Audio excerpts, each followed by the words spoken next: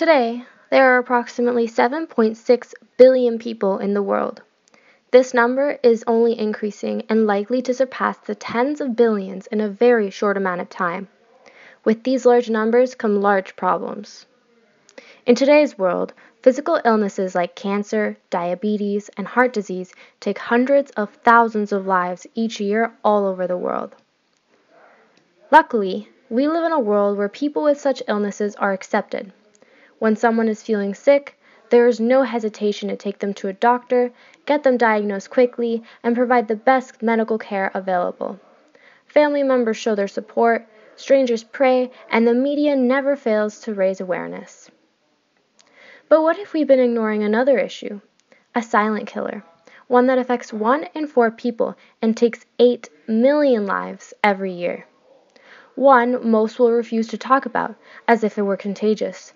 One that we can't see unless we're looking for it, but we haven't been taught how.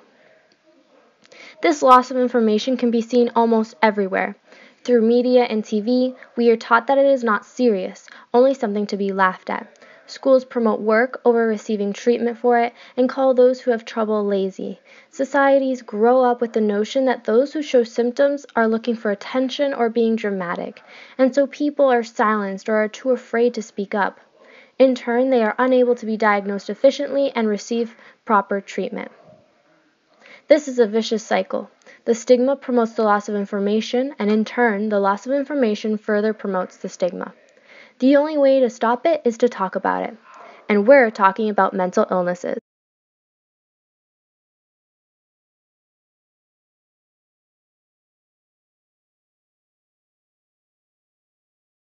Mental illness does not discriminate. Age, ethnicity, gender, economic status, and education are simply not factors that determine who a mental illness will affect. In addition, mental illnesses have a way of impacting the loved ones of those suffering. In short, mental illnesses are everywhere. Well, my aunt actually is bipolar, but for the longest time I didn't even know. I know or I have friends that are anxious or depressed. I have a cousin that is schizophrenic. So I have a shocking amount of friends who have tried to commit suicide, which is very unfortunate.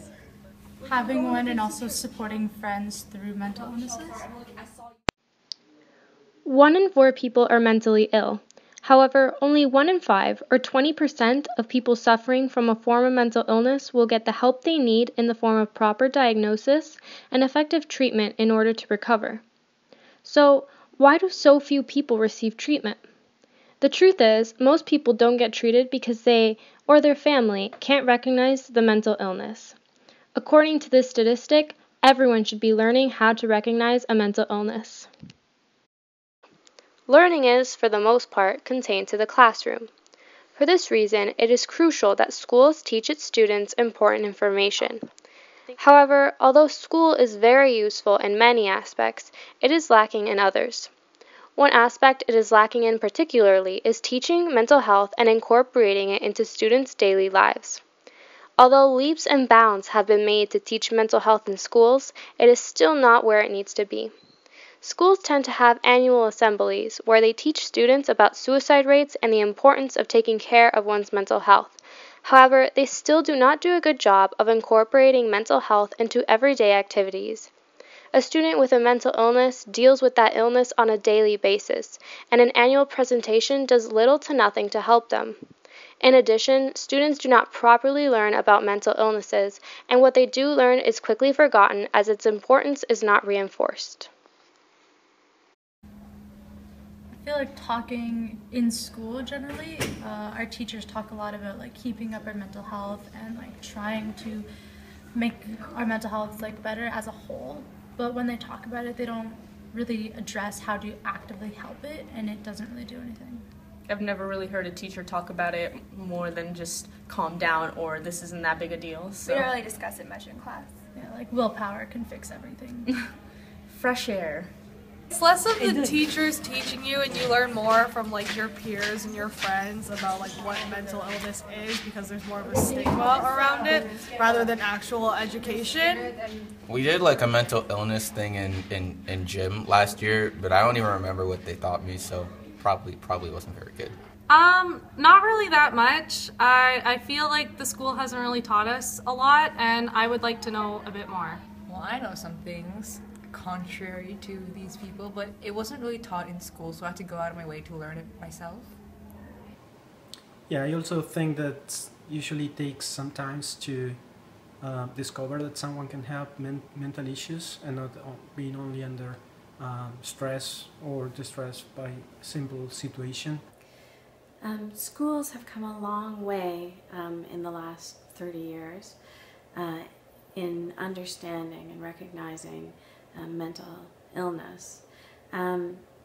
But it's still very much an invisible condition, and education is important in creating greater awareness.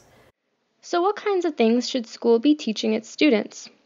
Firstly, recognizing the signs of a mental illness. Things like a change in eating and sleeping habits, infrequent hygiene, reduction in activity levels, strange new behaviors, not socializing, extreme mood changes, expressing odd thoughts, and even substance abuse are all symptoms to look out for. Secondly, it is important that schools start to teach students about the most common illnesses, like anxiety disorders, mood disorders, and eating disorders, while still educating about less common illnesses like dermatillomania. Educating on what treatment approaches are used and the fact that many mental illnesses co-occur is also incredibly important. Once schools begin to teach and talk about mental illnesses seriously, the first step to reducing the mental illness fear and stigma will have been taken. I think it's because people don't really know a lot about mental illnesses, and they have a kind of a fear of saying the wrong thing or offending somebody because they don't really know too much about it. Well, I think it's a little bit scary to think about it, especially because people usually don't know that much about it. So the first feeling for me is to be scared. Yeah, like I feel like people are like scared to talk about it, and like as a result they don't, so then like no one really knows about it. So I feel like people should be more like open to like talking about it and discussing it and trying to like help people. Once people know the proper information, that fear will be gone, and ultimately reducing the fear also reduces the stigma. But what else can school do to promote mental health? Another reason people don't get treatment for their mental illness is simply refusing it due to the stigma surrounding mental illnesses. Incorporating mental health in daily activities in school would be a huge step to stopping the stigma. Well, the people who are mentally ill are portrayed as like the ones wearing like black clothing in the corner of the classroom, like sitting like this, which is ironically how I'm sitting, but it could really just be anyone just walking down the street. That you don't need pills, or that pills are a bad thing, you should just get some fresh air. One stereotype that I heard was that people that have schizophrenia are like crazy and dysfunctional and stuff, and with like people with bipolar disorder that they're like also like dysfunctional and can't be a part of society. That people believing that you have a mental illness immediately means that you are disabled in a way. I think people that are mentally ill are kind of assume that their family life is terrible and that they're always alone, and they're kind of like the basket case or outcast of like a big group. But like it really can be anyone. But what I feel is very common is sometimes these false claims of mental illness, and I think it's a struggle for them because sometimes maybe they feel as though the way that the way that they're characterizing it is accurate, but in a lot of cases it's not. So to do poorly on a test and to claim that you're depressed, to be stressed about a presentation and to claim that you have anxiety. And there's also like the kind of like stereotype that people throw around, like, oh, I'm so OCD, or like I'm like ADHD if you can't sit still for a while, and that kind of like desensitizes like real mental illnesses and people who suffer from it. That if somebody who has a mental illness looks like they have a mental illness, like they should look a certain way or act a certain way? It would be ideal if awareness of mental health and initiatives towards understanding and taking care of one's mental health were incorporated into the daily life of the school, because then it would lower the stigma for people who are dealing with mental health issues and enable them to get the treatment that they need as well as the support that they need to be able to move forward and do well in their lives. To care for their mental health, people often do things like deep breathing, taking mental breaks, meditating, exercise, and talking with a loved one. These are just a few examples. Last year I was part of a group of about 10 or 12 teachers, and we did a book study to look at the things that we can do on a daily basis to promote mental health. So I know that some of the science teachers last year, I don't know if they're doing it this year, would do things like before a test, they get everybody to put their head down on the desk and just take 30 minutes to breathe. I think there are a lot of strategies. There was a presentation on the last PA day about really simple strategies that teachers can put into place on a daily basis to help kids become more aware. Like, oh yeah, I'm really, really stressed, and when I get really stressed, my heart starts to beat really fast, and when my heart starts to beat really fast, all the blood's going to my heart and not my brain, and that's why I can't think during a test. And I think teachers can help kids be more self-aware by doing these kinds of little mini meditation exercises or mindfulness exercises or any of this kind of stuff, so that it becomes normal, right? Because when you first do it, there's not a lot of buy-in, right? There are kids who think it's stupid. But if it becomes normalized throughout the building, then it's just what we do. Well, one of the things that just came to mind is, again, involving it or encouraging it to be a part of everyday practice. So in the very same way that we come and we do the national anthem and we do the quote of the day, we could easily do deep breathing as a school, right? So it's a school-wide initiative. It's something that we're doing, and we're not doing it for a week. Sometimes when we do things for a week or for a month, they become very tokenistic. So we do them, and then we can check it off our list and say that we've done it. But again, making it a part of everyday practice is really normalizing it, and I think that's would be important. And I think if students who are suffering recognize that the school as a whole sees the importance of making this an everyday activity, then they'll feel a lot more comfortable coming forward when they are suffering, and then they'll feel okay to have those kinds of discussions. And I think it just might reduce it overall. So there'd be a reduction in the number of students who are identified as having a mental illness. So I was at a workshop yesterday, and they made a real distinction between mental health and mental illness, and I think that's really important. So everyone has mental health, right? You and I both have mental health, because there's a continuum between I'm feeling okay and I'm not feeling okay, and I think we could do a lot more in terms of promoting mental health. So the whole idea of, what do we have to do to keep ourselves feeling good?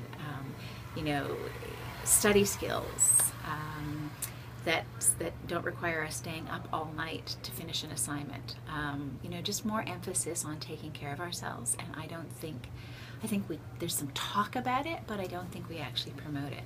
So next year, actually, there's going to be a course called Yoga and the Art of Wellness, which I just think is so cool, but I think everyone should be doing, not particularly yoga, but should be thinking about and looking at wellness and how to take care of their own mental health.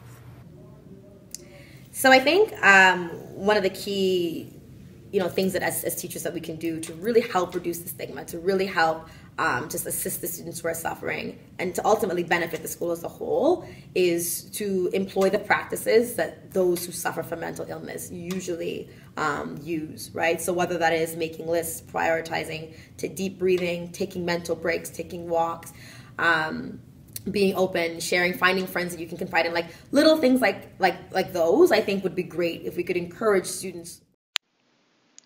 When schools talk about mental illnesses and incorporate and promote mental health on a daily basis, doing things such as deep breathing, better study skills, and less homework to encourage time for other activities, they are ultimately helping more people get effective treatment by reducing the stigma.